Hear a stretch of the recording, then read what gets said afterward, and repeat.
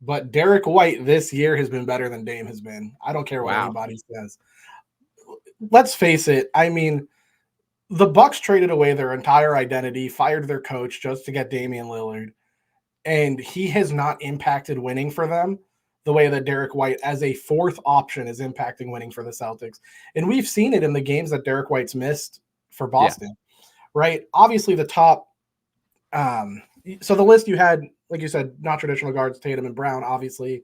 There's Shea, there's Luka. Obviously, these guys are above him. But when you start getting closer down towards J Dub, stuff like that, the argument kind of flips to like, okay, are they in the same role? Like, do they contribute the same, right? That's where my issue is. And this is the issue that I have with not even just Derrick White, but other comparisons. It's like, first of all, these players are not playing in the same role. They do not play the same number of minutes. They don't do the same things. So it's hard to compare. But again, so when I take Derrick White, for example, and I'm looking at what he does, right? 32 minutes per game. He has career highs and everything. And that's as a fourth option on, like you said, an incredibly stacked Celtics team. And I'll be the first to admit this is probably a super team, right? Like everybody's saying it.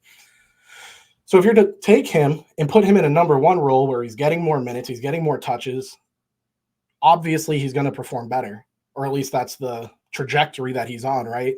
So that's why it's so hard to sit here and say like he's under or he's overrated, because we're seeing him average career highs as a fourth option on one of arguably the most stacked teams in recent history.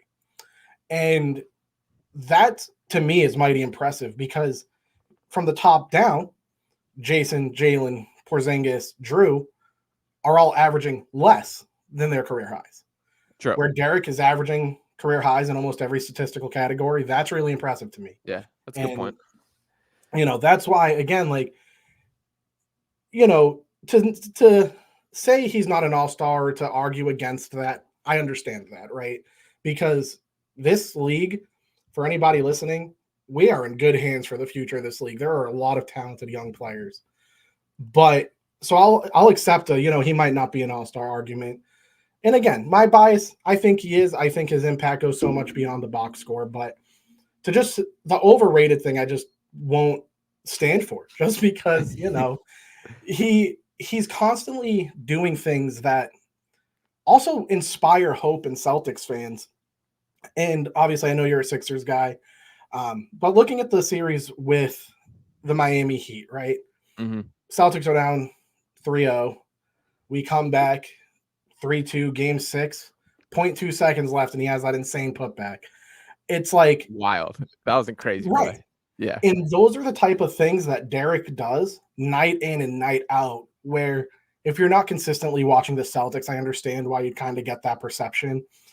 But as somebody who watches every game twice, at least, right?